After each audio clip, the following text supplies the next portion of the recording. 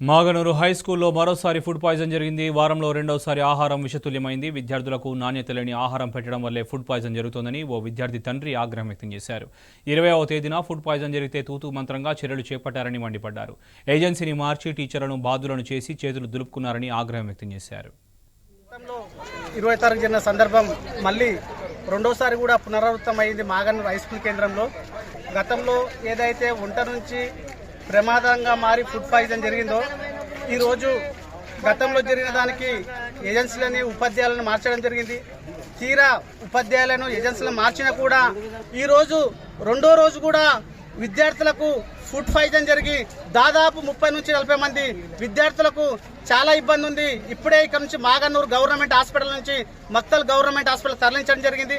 ఎందుకంటే ఒక సీఎంఓ ఉన్నత ఆదేశాలను కూడా బేఖతారు చేయకుండా ఇక్కడ ప్రభుత్వ పరంగా నాణ్యమైన సరుకులను సప్లై చేయకపోవడం వల్లే విద్యార్థులకు ఈ విధంగా జరిగిందని అనుకుంటున్నాం.